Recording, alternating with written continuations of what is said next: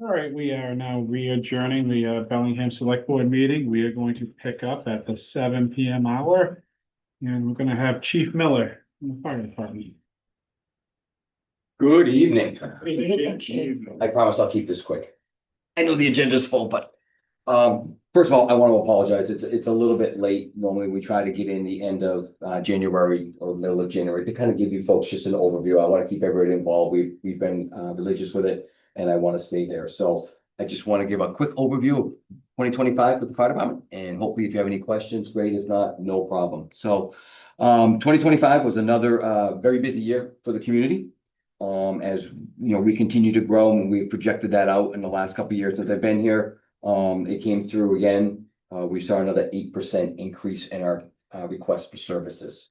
And those are we're not counting fire prevention or anything like that. These are 911 calls or what we call lift assist or mutual aids or whatever it happened to be, but we have seen another 8% increase. We've also seen with the non-suppression medics that were onboarded in 2024 with their assistance, as well as what we saw last year, we've seen about a 17% increase in our request for services over the last 2 years, between a 15 and a 17% increase. So again, right now we are fully staffed. Actually, we're down by one, but we have an interview in process now, and then again, we'll be fully staffed with 4 shift captains, 1 training captain, 4 shift lieutenants that run out of the South Station, 1 fire prevention lieutenant who's very busy. I can give you those numbers really quick. We run 16 firefighter paramedics and 8 non-suppression paramedics. So we run 8 personnel per shift out of 2 stations with a fire prevention captain, which is also our training, fire prevention lieutenant and our training captain both on days. So we're doing more and more internal training as well too. So again, really last year for 2025 requests for services, we had 2,588 emergency medical incidents and 1,066 emergency fire incidents. Everything from fire alarms, car fires, motor vehicle accidents to mutual aid responses. Don, I know you had asked me last 2 meetings ago if I knew the numbers for our percentages for responses for our seniors. And the age bracket between 50 and 70 plus, we did 1,633 responses. Out of the 70 plus age bracket, we did 873 responses last year. That number is increasing. The number is increasing. That is correct. Yes. The other piece we saw overall too was an increase out of the South Station. We saw a roughly 12% increase out of that. So we went up from those numbers here for you, from 1,014 calls in 24 to 1,164 calls in 25. And again, there's days where South Station is much busier than the headquarters station. So again, really quick, very busy year. Growth is continuing to happen. We're continuing to see a rise in the percentage of calls, requests for services for the fire department. We're maintaining our apparatus, we're maintaining our staffing. I know we're going through some difficult times right now. Everybody's digging in from our side and willing to work with that. Again, just a really quick overview of 2025. I'd like to keep you folks in the loop. Questions, comments, concerns? No, very self-explanatory. Thank you, Chief. Great, thank you. Thank you. Thank you very much. Have a good night. So, Thank you. All right. oh yeah, nice and quick. Right. A little ahead of the game, we have the change of manager application for Chili's. That looks like they're on,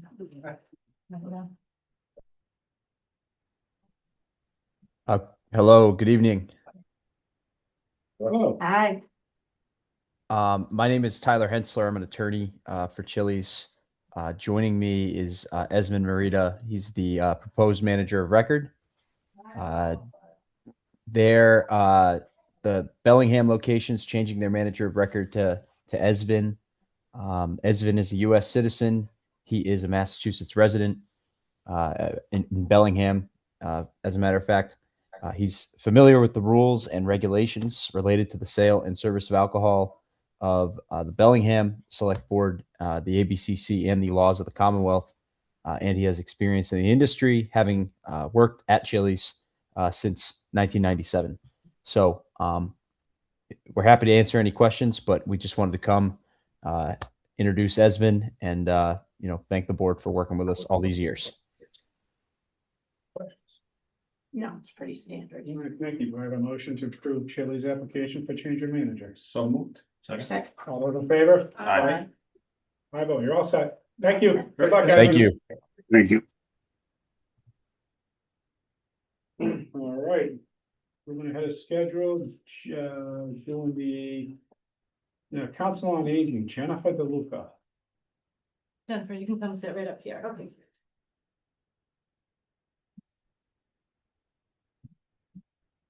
Right here? Joe. Yeah, right there. Thank you. Thanks, Jennifer. No, I'm just not. Okay. Thanks for having me. No problem. Jennifer? There. So why do you want to serve on the Council on Aging? So I've had probably over 7 years of experience working in senior centers. That was several years ago, but I thoroughly enjoyed it. Kind of went into a corporate role, then went into education, and now I'm in real estate. But I've always had the desire to help seniors. And now that my kids are older, I feel like I can kind of take this on and help be an advocate for seniors. Hey, Jennifer, thank you for applying. Really appreciate it. Nice when we get folks that are willing to volunteer their time. How did you hear about this particular opening at the conversation? It's on the website. Okay, so you're Yeah. looking at the website Mhm. for different things? Okay. Was there anything else that may have interested you other than council and aging? I asked because, there's just always a lot of people sometimes there's a lot that are applying and just want to know if there's other positions that, This was the one that I really had most interest in. okay. Their cultural council kind of sounded interesting, but this wasn't just I'm not looking for a job, I really Right. wanted something I felt like I could add my expertise to. Okay, good, great, thank you. I'm good. Anybody else? Thank you. It's really easy. Well, Yeah, well, I explained it was more like an informal, like meet and greet. Yeah. thing. Yeah. yeah, that was easy. Thank Yeah. you. You're welcome. Thank you. Terry.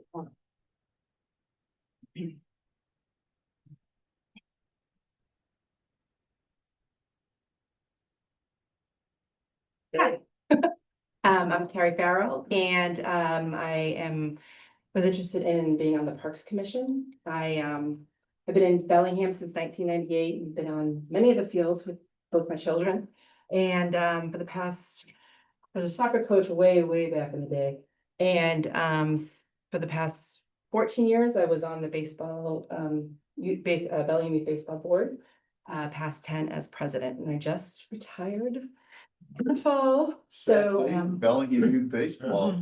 it's Good day for Carrie Farrell. and it's what's so great. We have such an amazing board that was just really excited. And it's going to be. I'm still going to be coaching challengers. I coach the players with disabilities. But I've always been interested in the Parks Commission. I just obviously did not have the time to take on another volunteer position. My husband would have killed me. But I do have a lot of experience on working with organizations on the different types of fields. And I know that, and I know Dennis Sprain is now on it. I know there wasn't a lot of people on the commission for a few years. So I actually had reached out to him last summer and he's like, oh, I beat you to it. I'm on the board. I'm like, so then when I was on the website, I was also on the website, I noticed that there was a position available. So, so I definitely feel like I have the experience to help in all avenues, and it's something I definitely have time to help with in the town. Thank you. Thank you. Terry? Thank you very much, Carrie. Thanks, Terry. Dawn? Yeah, mine. Dawn online? I can't hear the song. Dawn Dawn. Marie House. Okay. David Nichols.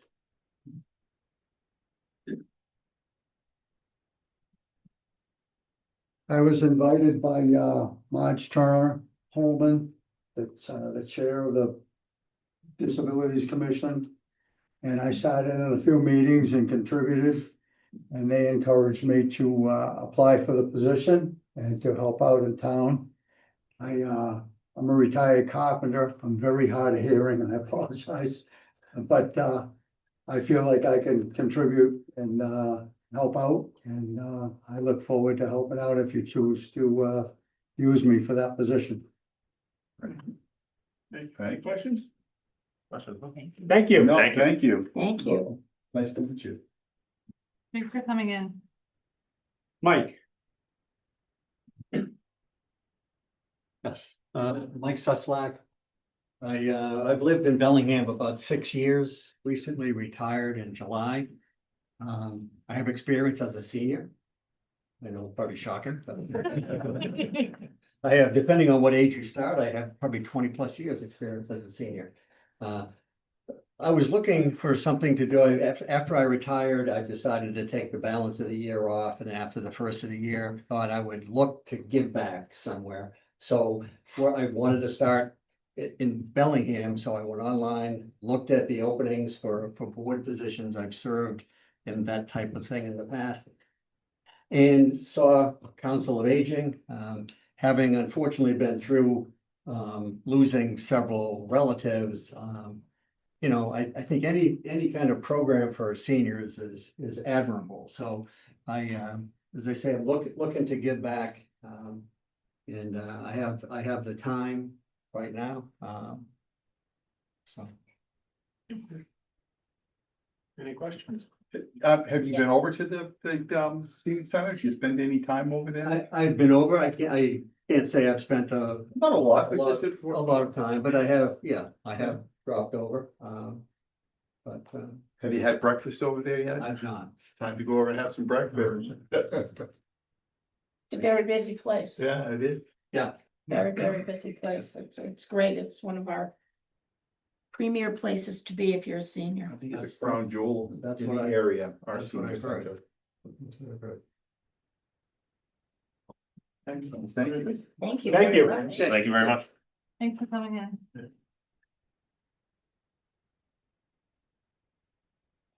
All right.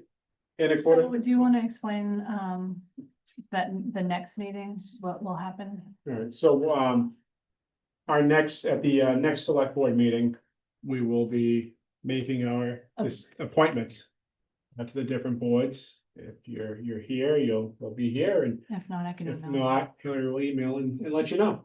I really thank you all for applying. It's good to see that we have such high interest in serving our community. It's great, and it's what keeps these things going. The Parks Commission with baseball, the Council on Aging, you know, with keeping the senior center going. Awesome, thank you. Before we leave, Hillary, I have a question. Yes. Through the chair. What other positions are currently available? Do we have We a do. list? Can you just read them off in case there's some interest from parties? If So we have an opening on the town common trustee that, we had someone that was on there and she was up for reappointment and she decided not to, apply again. And what do they do for the town common trustee? Because that's a pretty nice position to have. Do we have anybody Do here? you ring in on that at all? I know that they take care of the parks. The town common. Town Just the town common Yeah. as one parcel by itself, they Yeah. manage all the rentals and the Yeah. using. And I think the upkeep, the landscape, like they organize the Yeah, landscape, they they don't do. do the landscaping, but they organize the landscaping. They take care of all the permits for all of the things that are gonna happen on the town common. It's a beautiful park. Yes, Town common. so that's one, the historical commission, Mhm. we have an opening on the historical commission, same thing, we have someone that was up for reappointment, he's not gonna, reapply. Do I know exactly what they do? No. No, but.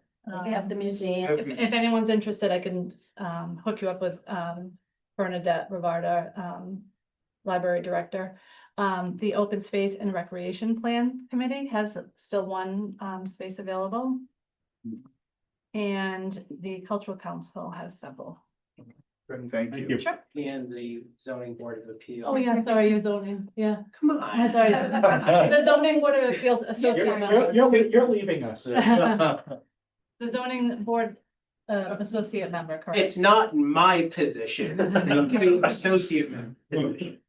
You Yeah, can get so we back. have quite a few that, Yeah. a lot of No, openings, it's- so if this, one of these doesn't work out, I mean, we can talk and we can always, find another place for you guys to volunteer your time. It's good to learn everything you can. Yep, so we'll do that at the meeting, March 16th. Great. Yeah. Thank you. Thank you, Don. Thank you very much.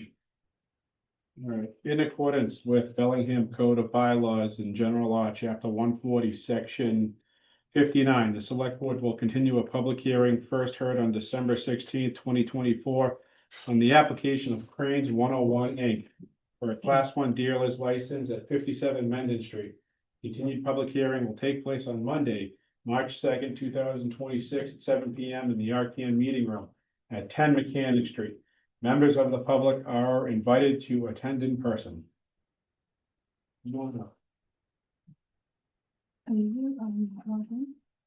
I didn't have the password. Oh.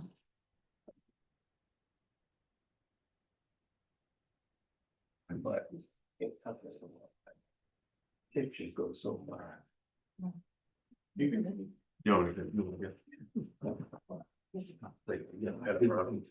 Hope I got enough. Two separate ones? Yeah, perfect. You'll let me know.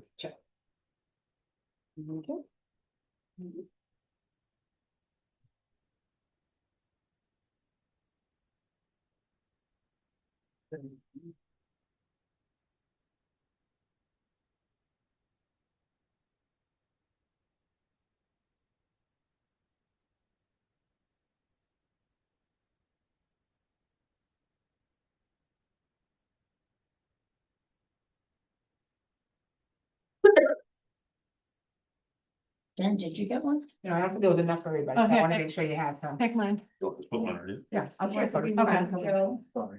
We can share over here, Jen. Oh, good. Yeah.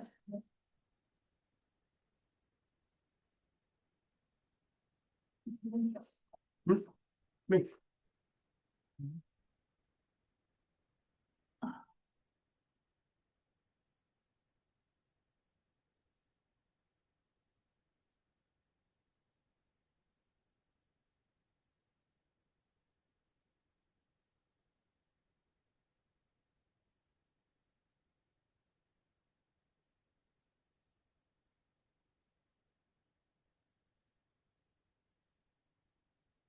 You wanna just have Jay recap what his plans are? Yeah. Okay.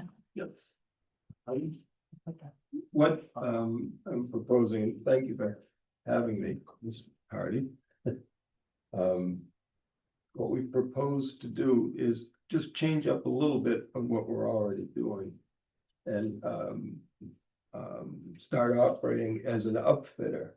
An upfitter is, for those of you that don't know, is a company like ours where we'll buy a brand new cab and chassis and mount a boom on it, mount a body on it, and then sell it. So the act of selling it, it will be a new vehicle. Just that we're upfitting it, that's all. The vehicles that we're going to be upfitting are mostly gonna be bucket trucks. And this is a type of vehicle that you don't have a lot, you don't have a lot as a show to showcase them as you would for a brand new car or a truck dealer. This is something that's typically sold on the internet. And that's what we're proposing to do. I have two experienced upfitters that are working in the shop now. So we have the staff to do it, we have the equipment to do it. The work is done inside the shop. 95% of our work is done in the shop now. We don't do any work outdoors, we don't need to. Nor do we want to. So it's just another facet in our business. Right, looks like you did everything we asked. I hope so.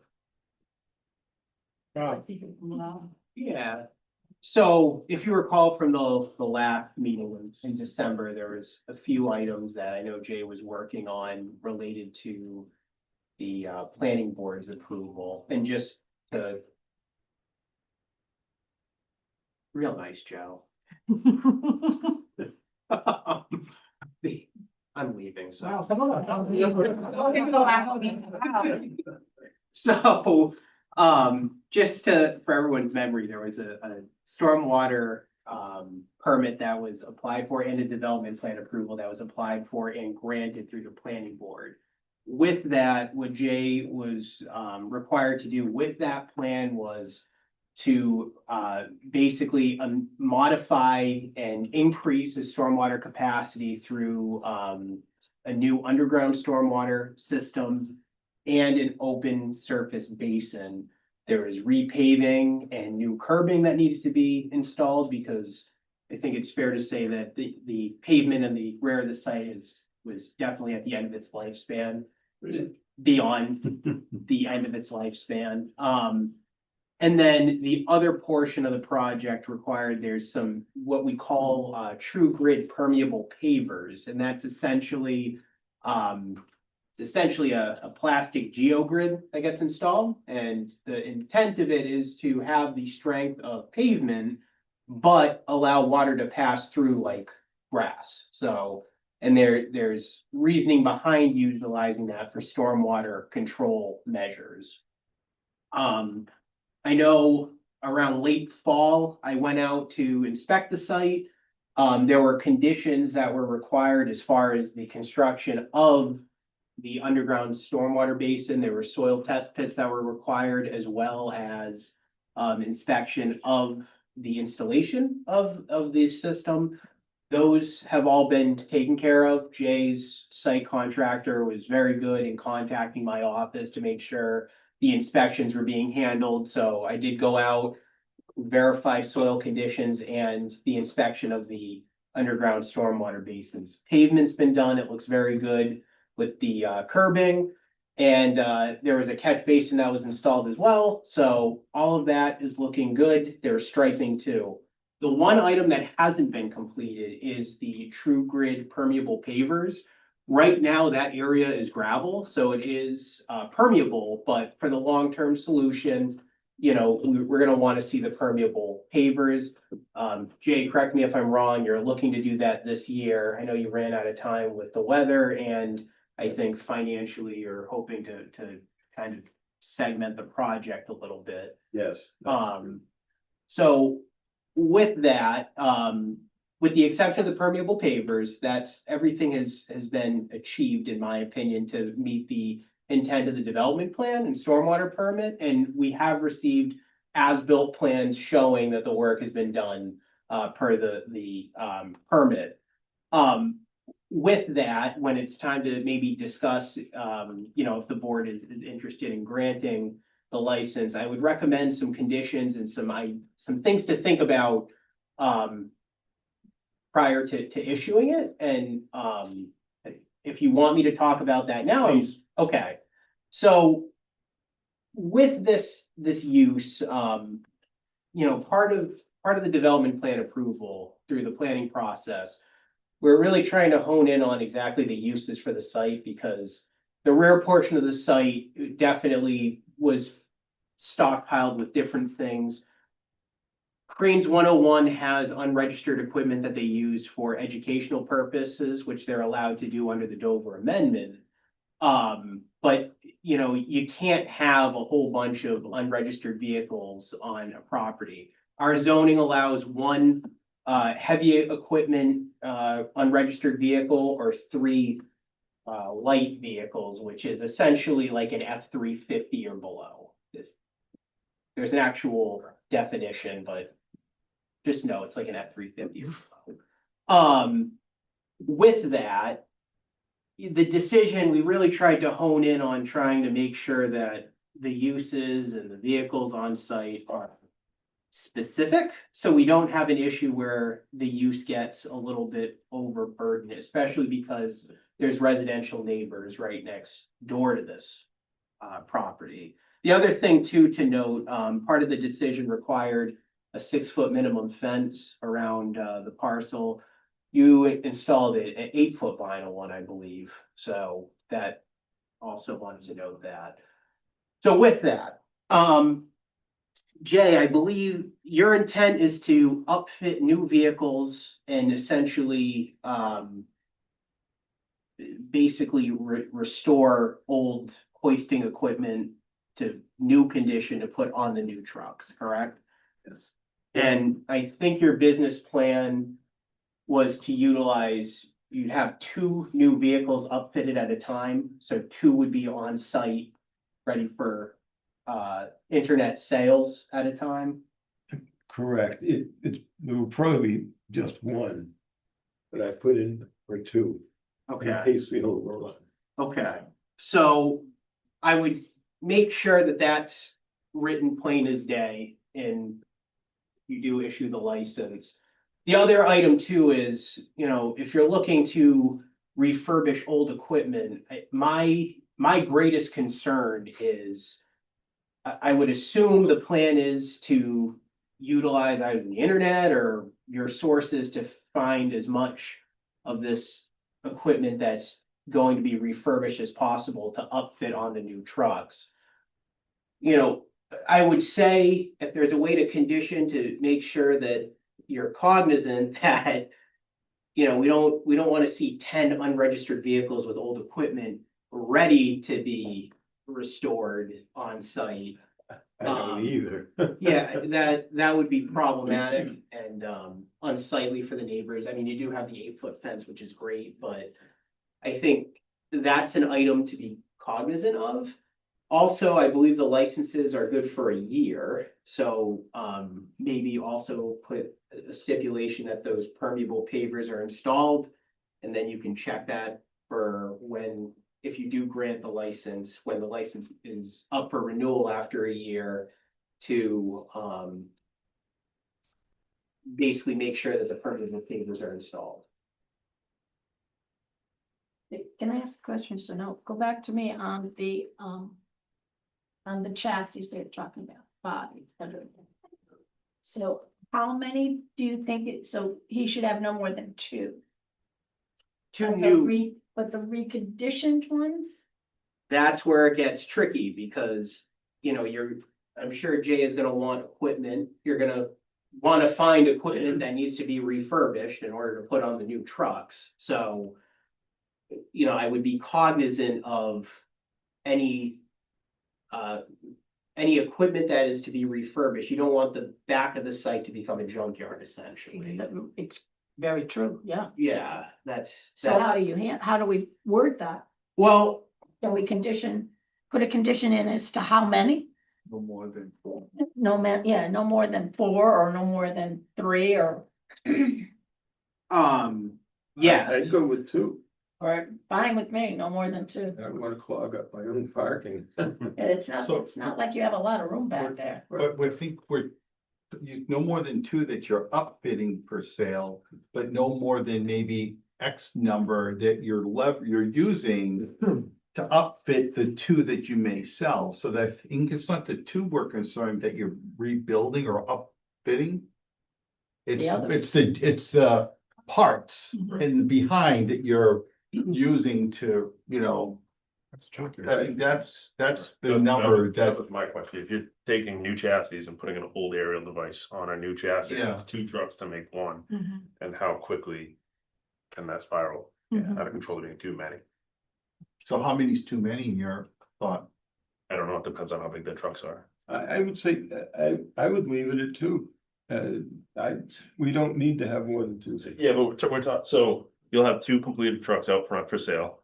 And then how many new cabin chassis do you want out back? And how many old trucks are gonna be getting dismantled to build a new one? 2 and 2. 2 and 2, so 4 in progress and 2 brand new up front. That's what I was thinking for. That will come with work in Yeah. progress. Saying only 2 in progress. You're saying two in progress? Yeah, that's what he was Yeah. saying. Two in Two in progress, right? Yeah, but then- Am I right?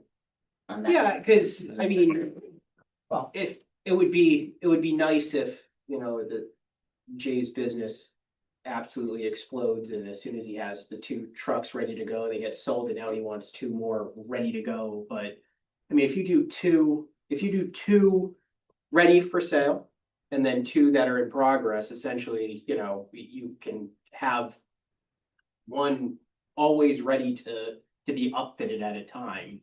I think that would be a logical decision.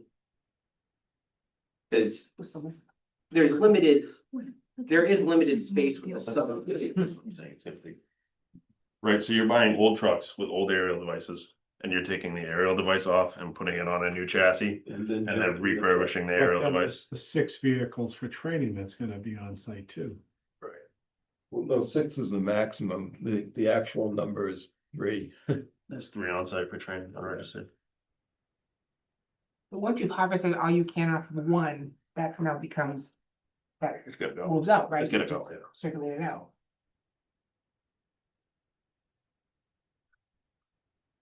Any of the public have feedback? Yeah, there's some people, there's some neighbors. Does someone want, do you guys want to speak? Yeah, go ahead. Excuse me. Rose Ave, right behind there.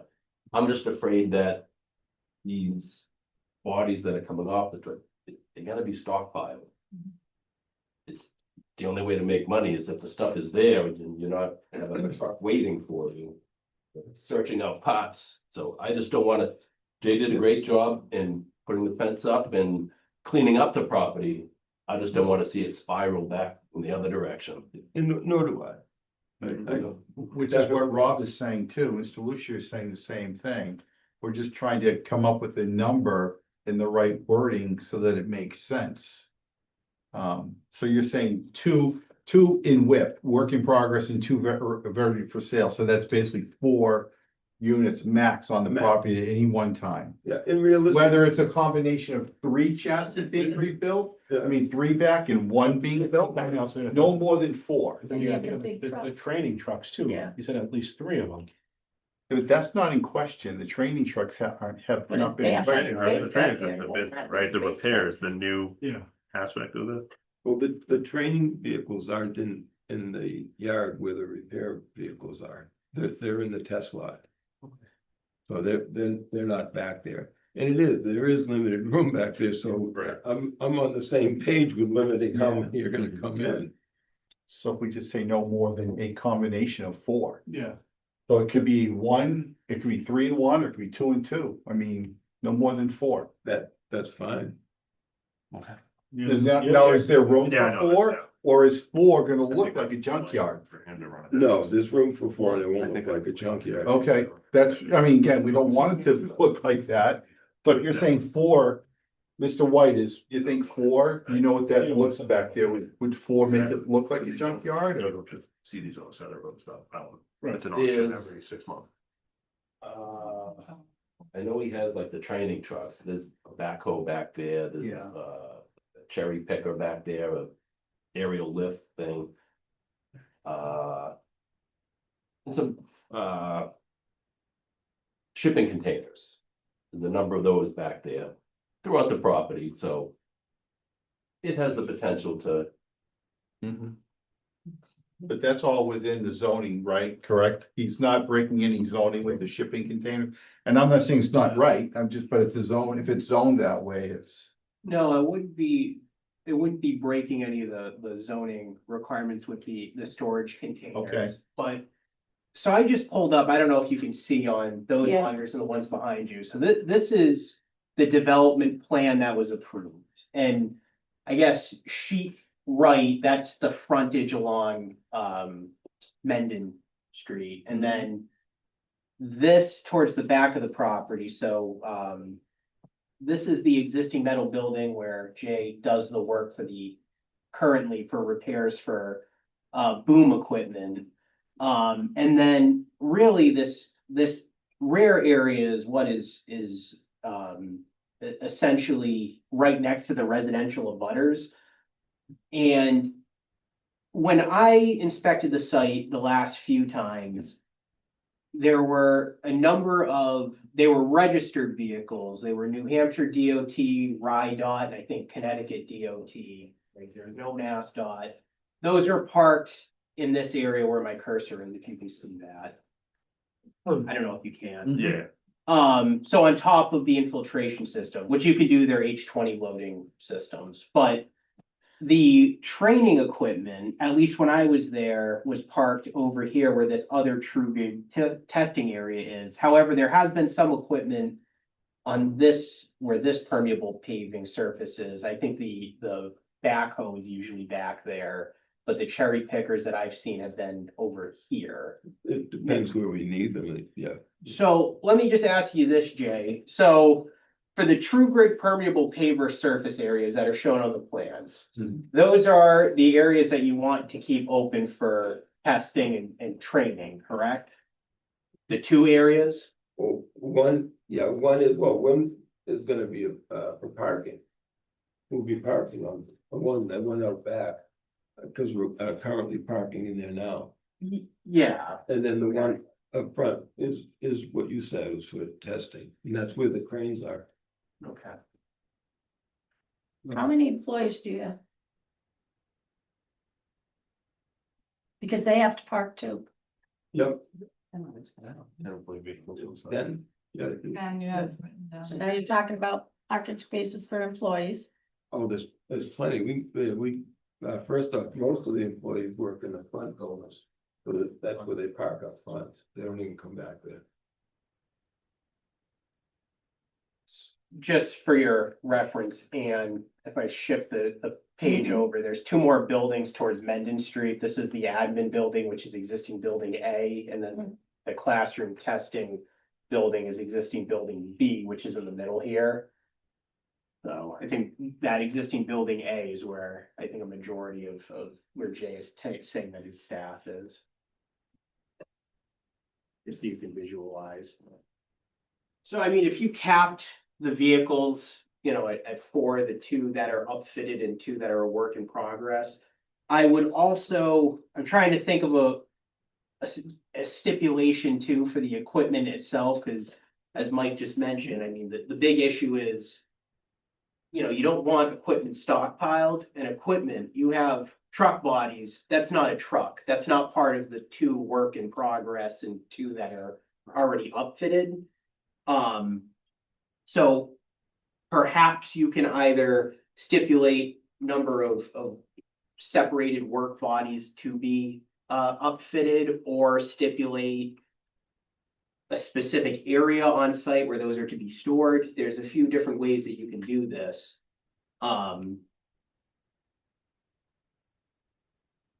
Decisions. So can we, make a contingent decision and go to our town council to write something up properly that Jay could share with his council before we issue the permit, the license? Yeah. I would think we should. Yeah. Because we're not lawyers and we want to write it up correctly. Are you sure 4 is gonna be enough? Yeah. Yeah. I'm No more not than planning on 4. going more than one at a time, because we've got a pretty busy repair business. So this will be extra work for us. how large would you say the typical one you're gonna do is? Are you doing like a 50-foot bucket or No, it'd be, no. smaller? I've already ordered the first truck, actually. It's an F-450. Okay, so like a 45 foot bucket Or larger, 30. yeah. 30. I mean, we'll take a vote on this as long as 4 is okay, and, as long as you abide by the parameters of what we're allowing. No reason I shouldn't. Can you just clarify again? I'm still under the impression, and I know we've been through this for years. Isn't this considered, if he gets the class 1 dealer's license, a new business? And aren't we already talking that there's training, education, cranes? I mean, we've been through this before.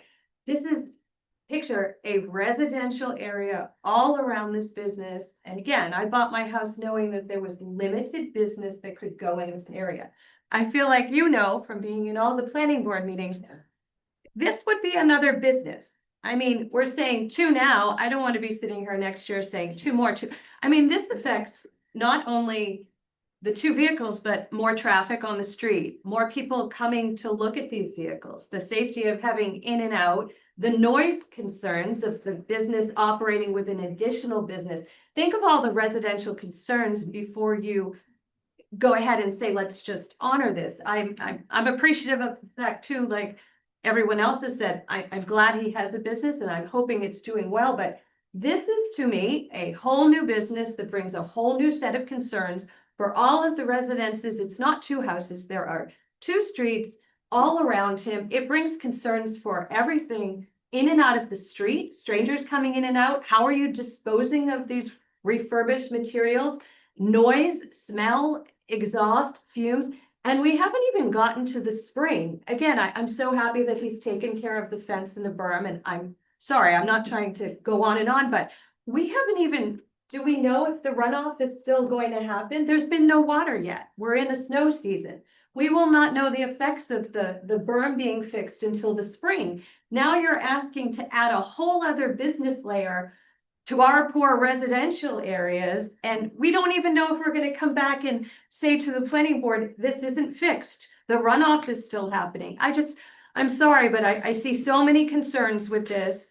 And I don't even know if all the first concerns are fixed, much less adding this additional layer of a whole other business that, again, I was told X number of businesses. I can't imagine coming up with one more and all of the layered effects of that. Sorry, I hope I explained that No, well. it's fine. Well, that's what this is for.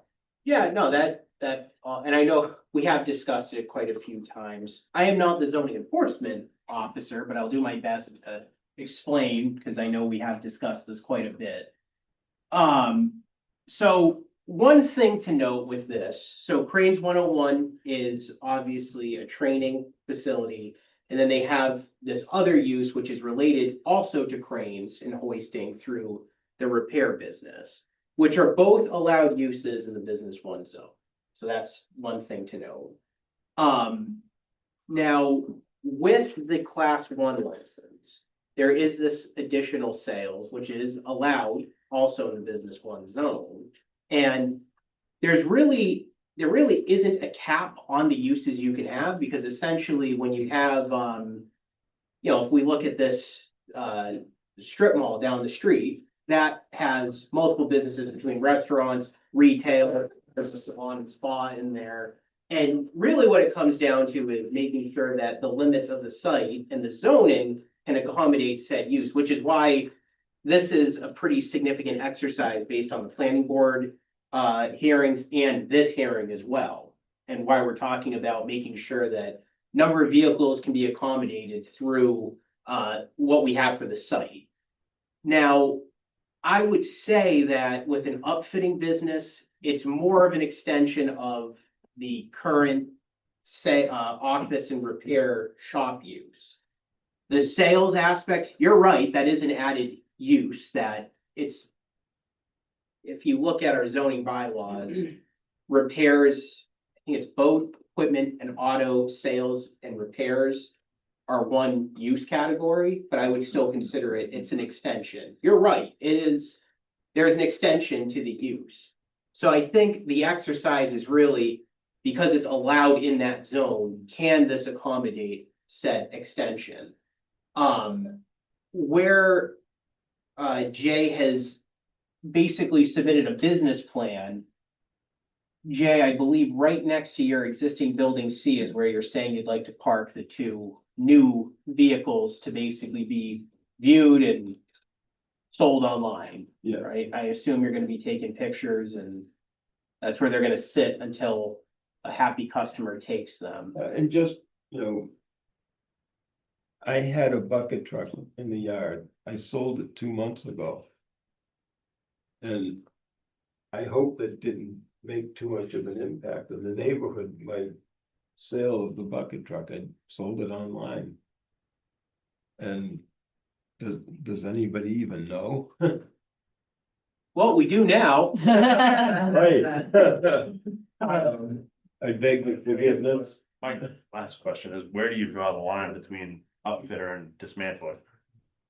Because if you're gonna be bringing trucks in to remove old bodies, That's a good question. Yeah. Where do you- Let me explain. Here's the process.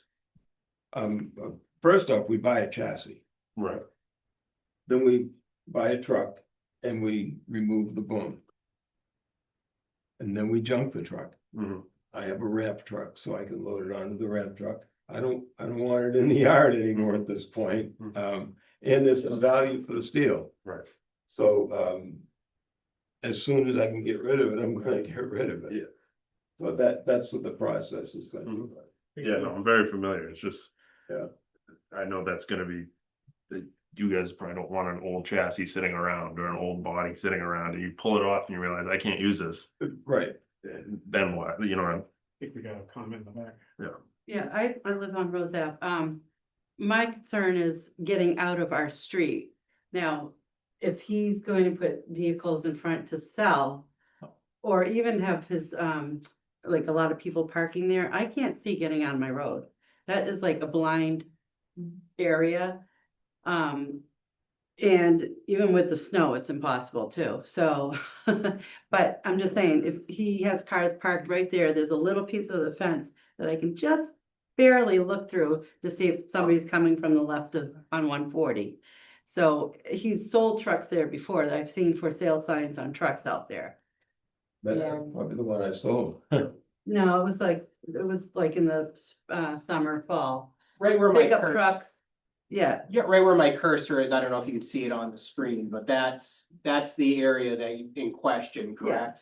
Yep, so, it's right when, and there's a little opening of the fence that you can just see, but he has parking spaces right there. yeah, So, and that's blocking that spot where I can't see. So I kind of just have to, pray I don't get hit by a car coming my way. I'm just saying that if he's gonna be parking things there to sell, now, the front paved area, I know during the discussions during the planning board, that was mostly to be utilized for when you have classroom sessions, correct? Yeah. And Overflow. And I have noticed, I noticed that there have been vehicles parked in this area, which, any vehicle sales, I would basically reference the business plan that he has submitted, which includes the 2 parking spaces next to that existing building C. Because then that way, the queuing of those. I think we probably should have before we move forward with anything, have his attorneys meet with our attorneys, KP, just to make sure we can have like a formal parameters. I don't know, Joe, are you familiar with having that done? I mean, essentially what you're doing is laying conditions on granting of that license, so. Is the board setting that or doing some? I think it's a question as far as what is the form Right. of this going to be, getting KP's input on what, covering sort of like all the bases, making reference to the plan, because I think that's one of the main things is we're identifying numbers. Right. But then we're not tying it back to this is the location And then we want X, possible- Y, and Z to possible hold them en- standard. Enforcement Right. as well. So some of it's gonna be captured within most likely the planning board decision, that then can use, but incorporate by way of reference. Yeah, I think that's the critical part, and that's where, like, the business plan, making sure that that's referenced in there because it shows the location of the 2 vehicles next to that building C, and just stating that the front paved area, because it's true, I went down Rose Ave Extension when received a call about a vehicle parked there, and when you're driving on Mendon Street, you would never think that it would be impeding the sight distances because it's further down the street, but because of the curve of Mendon Street and Rose Ave not coming in perfectly perpendicular, it definitely does hinder your ability to see. Very hard to get on Rose Ave, very hard. Yeah, it's not an easy street I know to. it. in So Mendon we're not streets. saying yes, we're not saying no. I think we just need to have. Sounds like just some of the details. Some of the we find details, out a re- little bit more. And then the parameters we set in as well. I mean, it is winter, and you brought up a good point where I know one of the biggest things was the runoffs at our last discussion. There is no runoff, everything's frozen. So, Understood. We're hoping the engineers did their job right.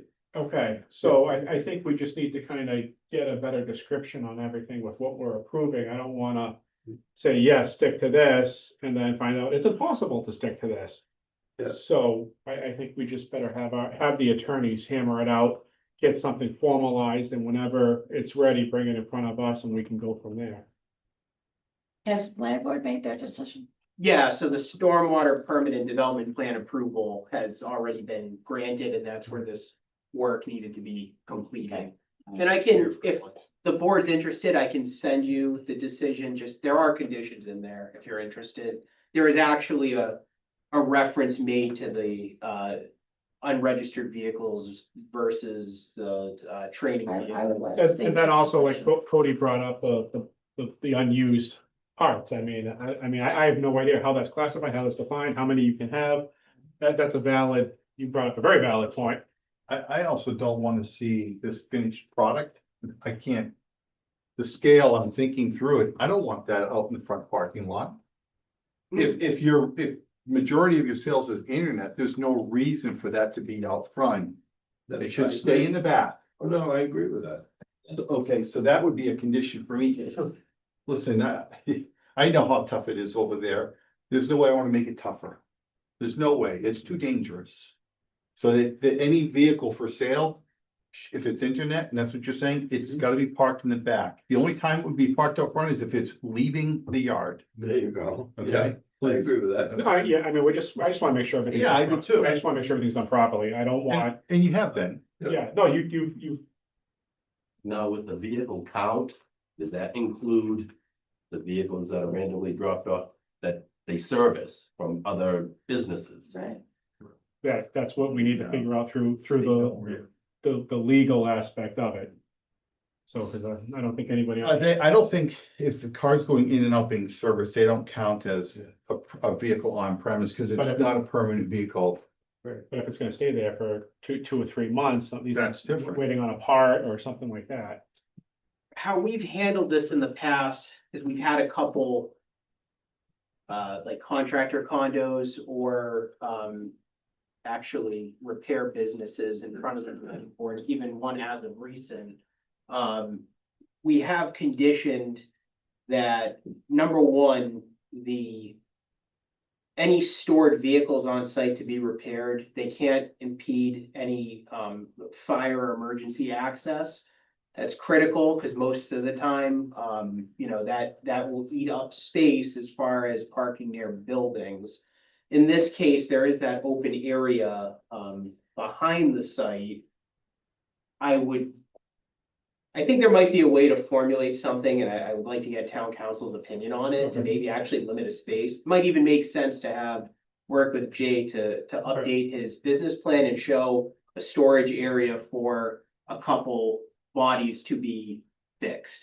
And potentially, and we can continue this public hearing and discuss it again, once, maybe council has a chance to make some recommendations. Yeah. So wait, so- I just have one other, sorry, probably a silly point, but I'll bring it up anyways. If he's taking pictures and selling things online, and now you're saying it's gonna be the vehicles in the back, does that mean that the picture is gonna include the houses that are in the back, and then the houses are in the picture online, does that interrupt any violation of residential privacy? Again, sorry to ask, but the houses are so close to the fence, and again, I'm just thinking out loud of, now he's taking pictures all the time, going to post those on the internet. Is the house is now gonna be in the picture? Is that another concern? Again, I don't know, just You can bring that to town council. thank you. Just thinking of other things that's bring it, again, residential area, you're bringing this other aspect of the business. We're not used to having all this. Well, again, we haven't made a decision. Thank you. Okay, No decision has been made. thank you. I'm just bringing up Yeah. things that I don't know if everyone. Everything, all the concerns are gonna go to town council. Let them hammer out the legalities of it. We're not saying yes, we're not saying no. We really need to see what town council comes up with, and then consulting with Mr. Stearns as well, to see what we can do. Right, so I have a motion on the floor to continue the, We need Motion on we the need to next. set a date to continue. I'll make a motion to continue the public hearing until. Not council a few weeks. Yeah, I say we don't. We continue it maybe. What about the spring run or the rain and stuff? Don't you guys want to wait for that too? mouth off. What's that? Mouth off, want to give you information too. Don't make for the next 4 days. You're essentially looking at April sixth. I'd say April 6th or 20th, yeah. April sixth work? Do you think that's too soon? Do you think? No, I think that should be fine and we can always continue if needed, but Okay. Does April sixth work for you? Mr. Stearns? Yes. Okay. So we have a motion to continue public hearing till April sixth meeting. For a second? Right. All those in favor? Aye. Opposed? Thank you. Thank you. So April 6th, so I'll send you, actually, I probably should for the residents that aren't here, another notification. All right. Talking out. Thinking out loud. Did you work that out? Yes, I worked it out with my brain. Thanks for coming in, Jeff. Well, thanks for having me. Thank you. Thank you. I'll see you next month. Yep. Amy? Yep. Yeah, I'm about right here.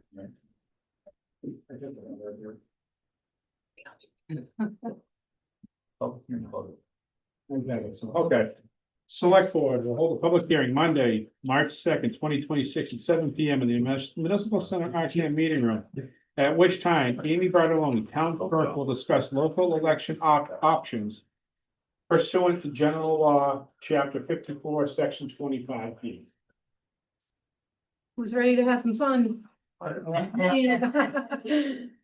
First, Ann asked me to check the legalities of the 2.5 override and when it has to go in front of me to get printed on the ballot. And it looks like with some really quick research, it's 35 days before the date of the election, which is April 28th. So you have plenty of time. I will double check it this week.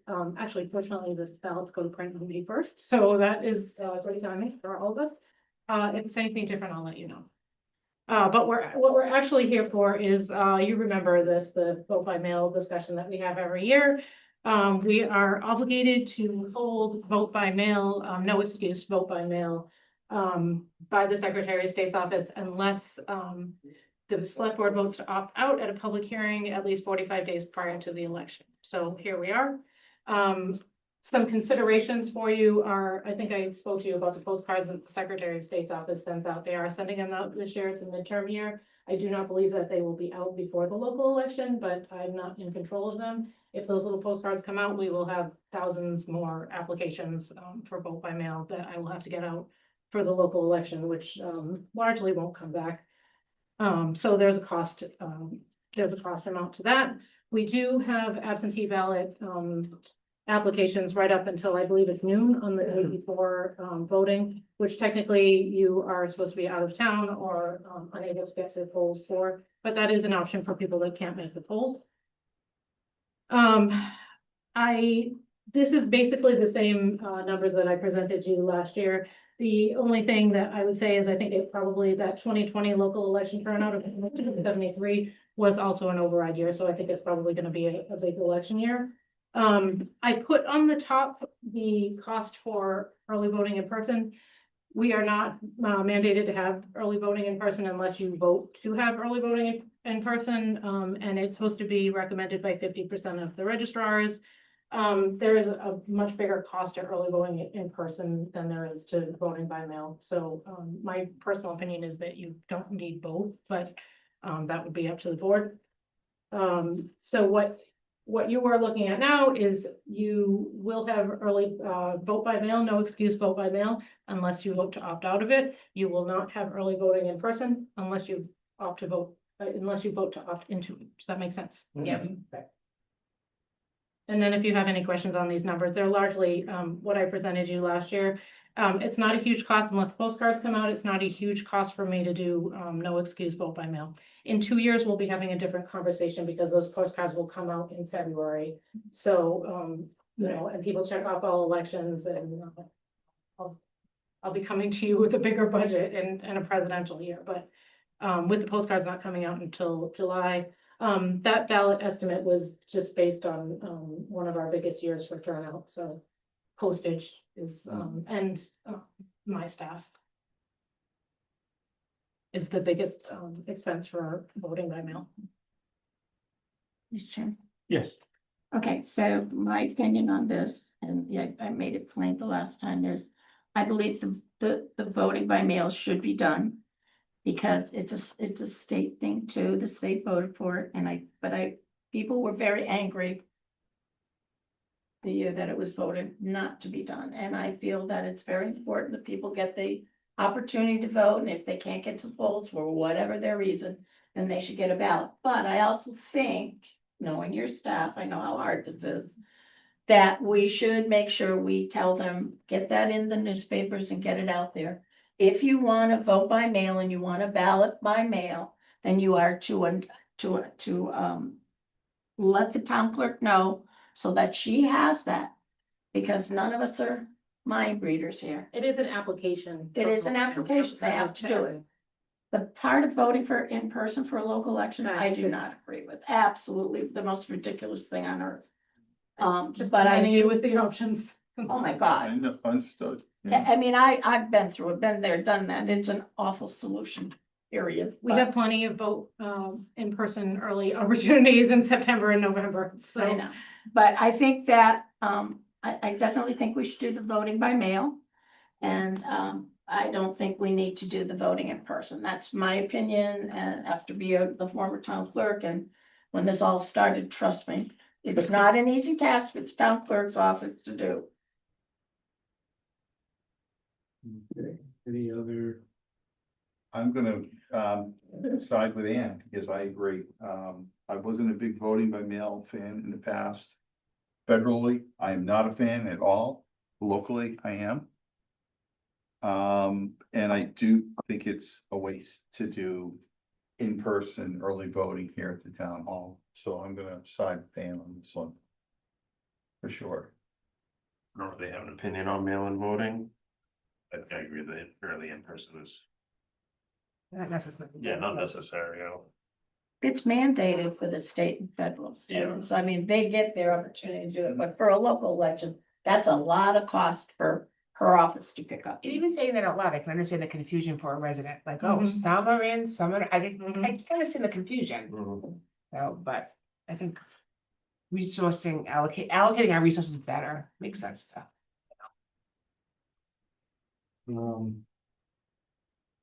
My thoughts are, you had election on election day. That is my thoughts, but I will go with whatever the majority of the board decides. So do I have a motion on the floor? I do, I make a motion that we approve the town clerk's budget that she may need for, the voting by mail for the June 2nd election, and that we do not approve the in-person voting for the June 2nd election. In-person early voting. In-person early voting, sorry. Any second, you know, seconds? All those in favor? Aye. Aye. I know, Do you want me to stay for the library trustee vote? Oh, yeah, you want to just do that? just to take care of that right now. That's actually the next thing on the list. Okay, yeah, well, there we go. We had a resignation on the library board of trustees, so thank you, Lynn Swanavaca, for her years of service. I talked to the Secretary of State's office in order to put it on this ballot for the remainder of her term. I just need an approval and a vote for you, so that would be an additional 1-year library trustee term for the June 2nd ballot. So moved. I think it's important not to leave that empty. All those in favor? Aye. Who seconded that? Who seconded that? So I did. Okay, Okay. thank you. Thank you, Amy. Joe, you're up. Been pretty much knee deep. Yes. Yeah, this isn't. Oh, he does it? For the order of the taking? So Oh, this you put is- the budget, oh, so- sorry, okay, sorry. So,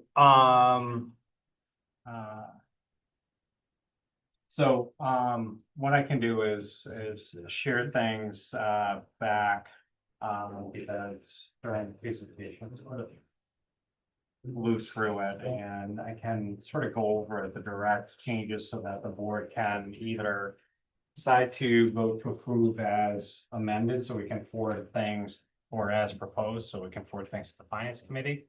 Or if you want to schedule another meeting. So let me just pull this back up. I'll need permission again.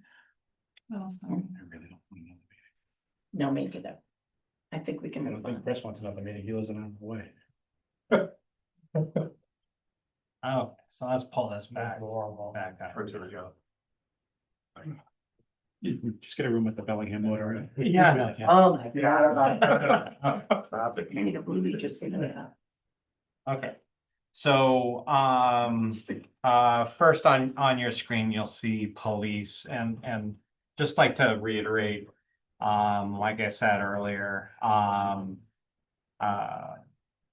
sort of identifying the deficit that was associated with health insurance and what the town side, had. That Saturday, after we had the department meeting, I was on the phone with all the, three major department heads, as well as school superintendent, sort of talking about dividing up proportionally. And the department head said, "Give me a dollar figure, I'm going to make it work." So police, they were given a certain percentage, and it actually came out at 150 and change. So here, proposing 135, as today went through, and Chris and I, we were pretty much in the same office almost all day. We basically identified, looking through almost every single line, savings that allowed us to put money back to police, fire, and DPW from what they submitted. So originally, Chief Fitzgerald had submitted about 155 in cuts, restored 15,000 of that within the officer salaries. The main reduction here is in we have a retirement that's happening. We're going to bring someone in at a lower level. We also have another new person who will have to go through the academy. So we have salary savings there. And when you're dealing with officers, then there's the training line that also gets covered. There's Quinn and uniform. So all those are really about bringing in people at a lower salary. And when you look at the timing, that delayed timing and bringing them on board results in that savings. For fire, fire chief had proposed about 135,000. We were able to restore about 28,000 of that. So the reductions end up in advertising, printing, some vehicle maintenance, as well as radio maintenance and dues, for a total of $107,000 and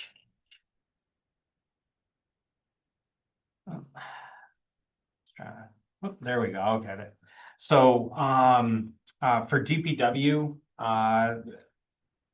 DPW's portion, which was almost $101,000.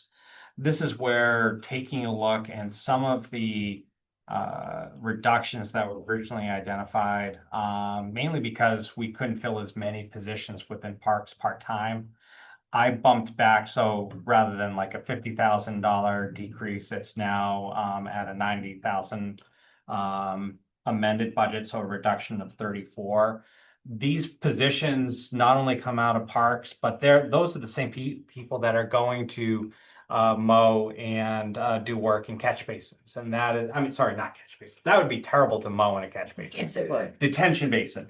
So some of our surface detention basin areas are mowed and manage the same equipment as parks. So there's some cost savings through stormwater And one of the challenges, we're not having as many people come back on a year-to-year basis.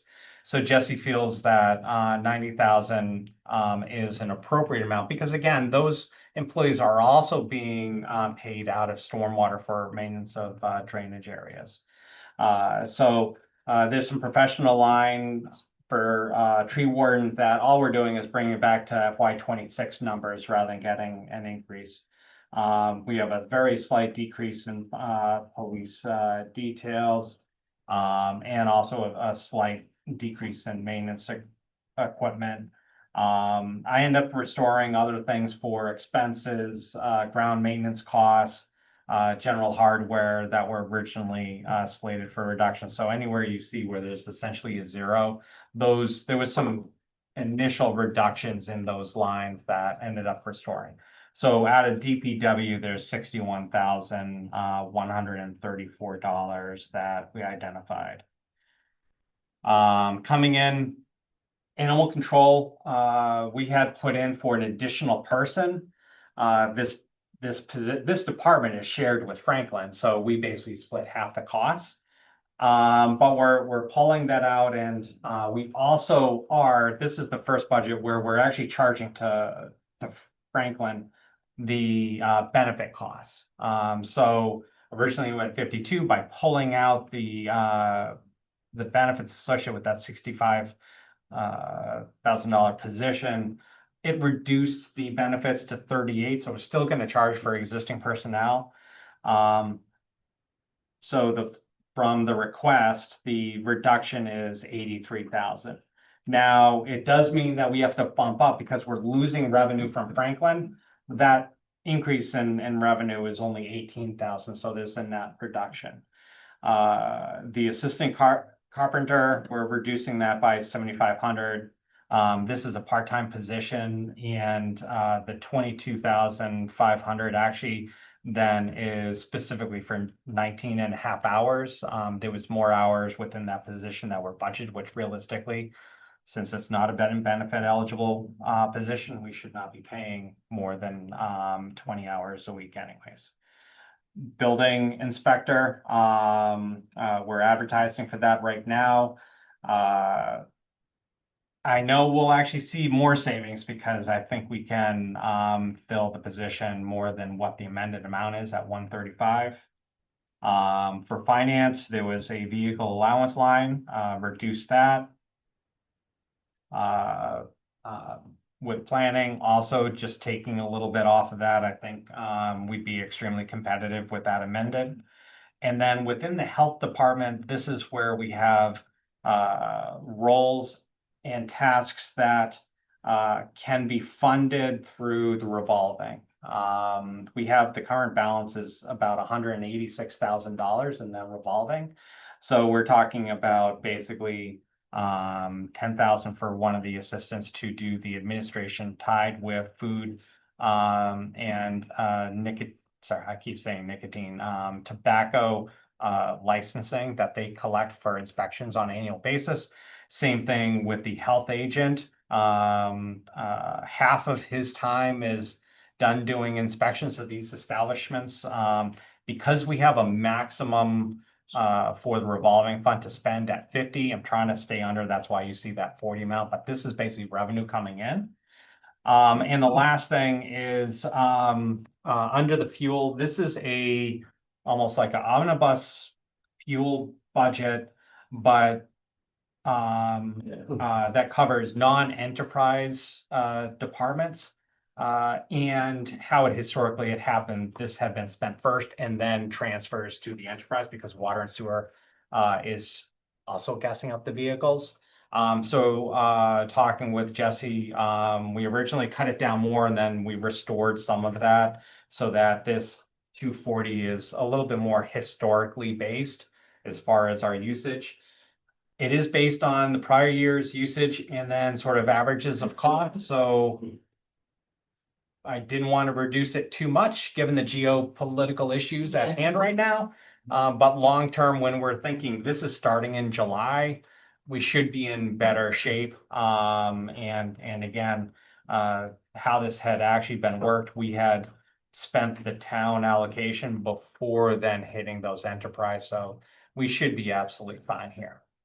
So what that does is bring us down to, it's offsets of, 486,408. Technically, there's a delta of $82 in there. But that's on the plus side, the cuts, are more than what the deficit is. So those are basically the changes. And like I said, I really appreciate all of staff's assistance going through. They know their budgets, they know what they can live with.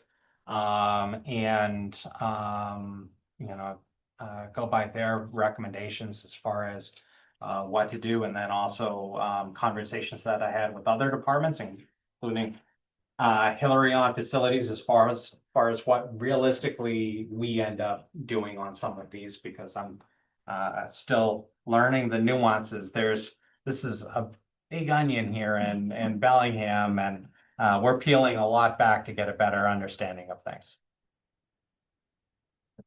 Chairman, Yes. I want to say thank you to all the departments on this, that went back and cut what they had to, but didn't completely demolish their budgets, which is a good thing. And I think that this shows an effort to the public to realize that nobody's just sitting here saying, oh, well, we got a deficit, what are we gonna do? And this means a lot. I'm very, very proud of our town for doing what they've had to do. I really am very proud. And I thank you, Chris. You're stepping into some big shoes, Chris, and the worst possible time. I know, everybody keeps on telling me that, but, I've been through I've been in finance for over 25 years, so I've been through bad budgets, and I've been in urban districts where they've been really bad. So my heart goes out to the school department because they do have a long road. But I think this is the best direction going. Yeah. We've like Joe said, we peeled back that onion, and this is best course of action moving forward, we believe. I just see a lot of effort, a lot of your own personal time, doing the best you possibly can in a very difficult situation, and I couldn't be more grateful for the work that you've put in. First year, it's, wow, there's a lot here to take on. I think you've done an outstanding job in working with the department heads and pushing them harder, pushing them back in a good way, productive way, but I think we're the town, our piece is, we're very thankful for being in the shape that we're in. A lot of hard work by all the department heads, especially commend them for all the hard work and doing it without having to hurt staffing levels or something is impressive. So just commend and you guys as well.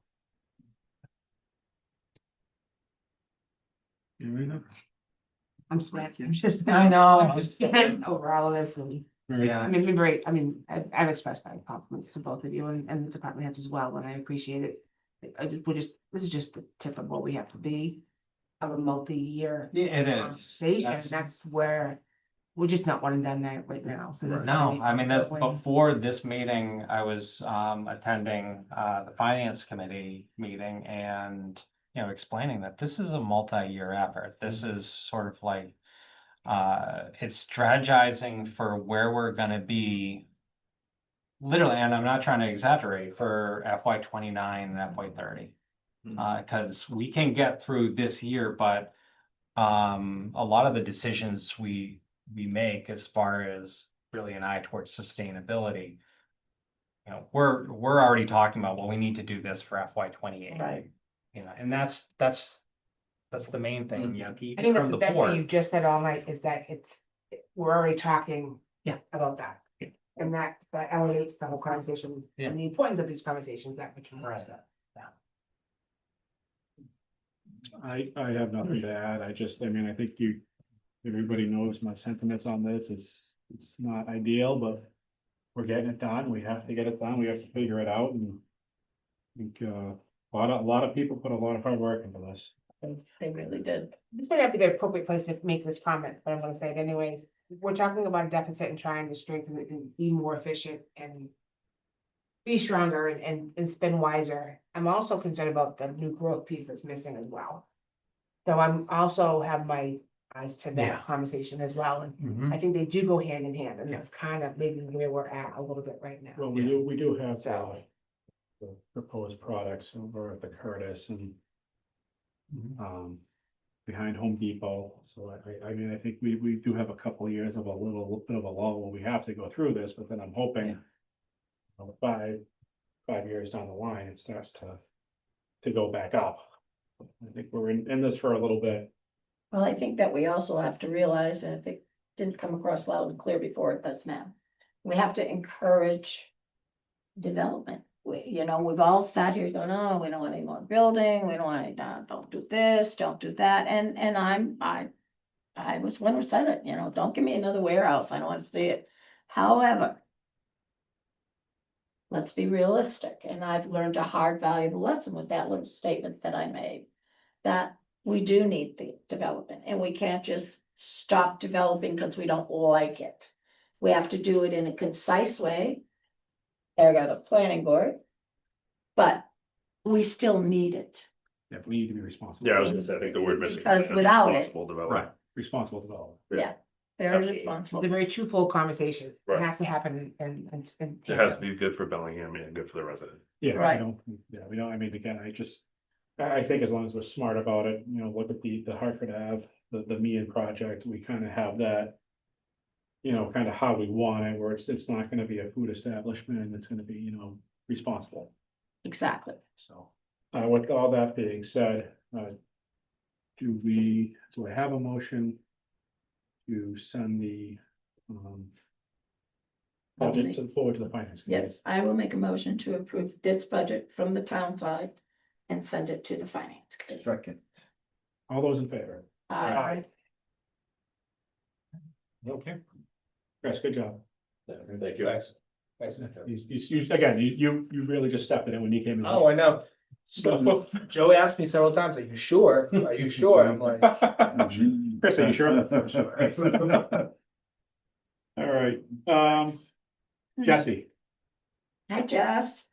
you've been sitting there, just sitting there staring as we're taking from your budget. Smiling. He does smile all the Does. time, does he? Classes always half full.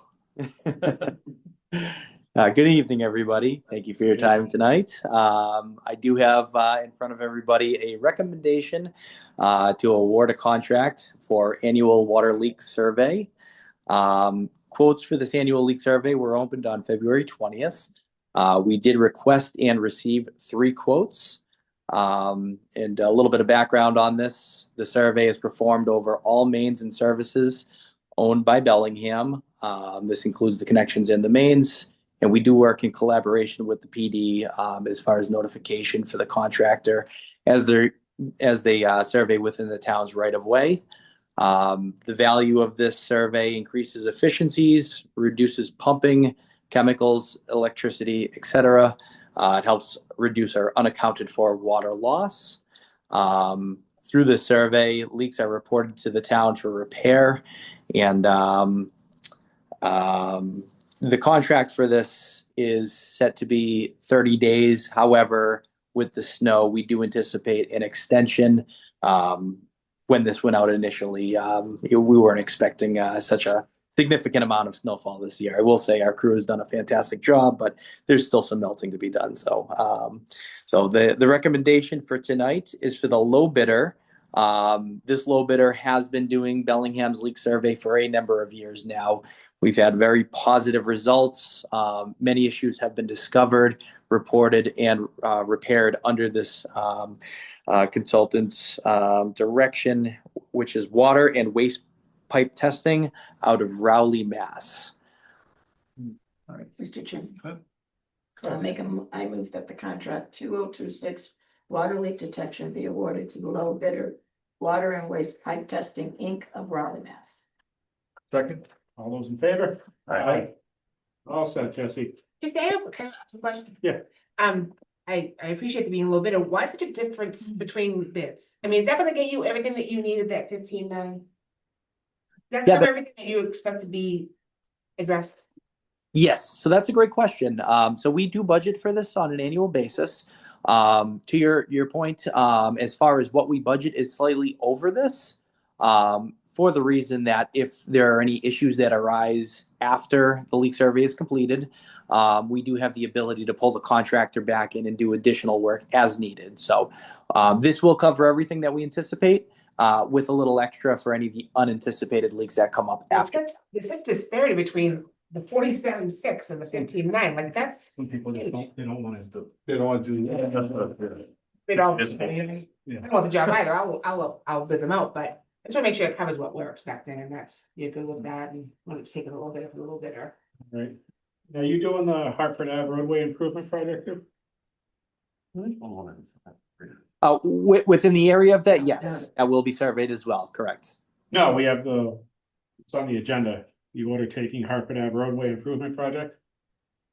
Is that you?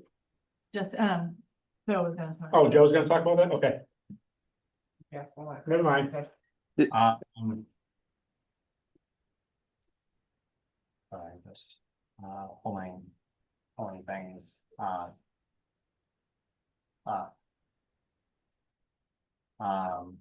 so in the board's packet, is, basically, email from Sharon, legal counsel with KP. And attached to that is the, confirmatory, order of taking. This basically is going to result in recording documents that have the temporary and permanent easements, and the board just needs to vote to execute this document. You can see almost on the last page the vote of the select board and signature of members. And these are the last is a list of owners that then those easements are for. Okay. Sharon gave us a motion in an email. Yeah, I see it. Yeah, okay. John, do you want to read it? Or Cody. I got it right here. You want me to read Go it? ahead. Yeah. Yeah, you got it. Go ahead. Move to execute an order of taking to take by demand permanent and temporary easements on properties located at 182, 186, 190, 193, and 194 Hartford Avenue for the Hartford Avenue roadway improvement project, and correct and confirm the easements acquired by the town pursuant to the instrument recorded with the Norfolk Registry of Deeds in book 42654, page 199, and to award damages in the amounts set forth in Schedule B of said order of taking, which shall not be recorded with said order. Second. All right, all those in favor? Aye. Oh, boy. All right, New England Country Club, vote on seasonal license renewal, common vehicular weekday and Sunday entertainment license. Yep, this is just their seasonal renewal, and theirs runs from April 1st to January 15th, so that's why it comes out a little bit. So if you want to just make a motion to approve the seasonal license renewal for the restaurant all alcohol, common vic, weekday and Sunday entertainment license. So moved. I'll second. No, my God. Don? On and on. Yeah. Thank you. All those in favor? Aye. So I have a motion on the floor for the meeting minutes for January 26th, February 2nd, and February 18th. Don't move. Second. All those in favor? Aye. Aye. All right, are we doing the executive session? Oh, well, whole business, new business, county. Oh, my goodness. You're not supposed to blow your black pen, I don't want to do. Okay, anything for old business? Anything for new business? Joe, do you have anything for the town administrator's report that you haven't already gone over? Just three quick things. One, want to let you know that I executed a contract. Just have to scan it to send to Rob. With TEC for the senior center parking lot design services. Also, last week worked with Lobister Companies, and the LIP application is now submitted for Depot Street. And finally, working with school department facilities personnel, they have a asbestos mitigation report that came in late October, early November. It identified asbestos mitigation that's needed at Old Town Hall.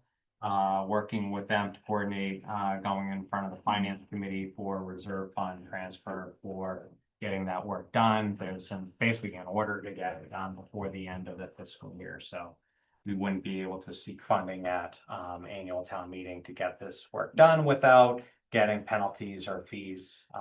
This is part of a regular inspection that Department of Education does for any school facility and any facility, or any building that the school is a tenant of, even if they own the building. Stupid tile. It's a stupid one.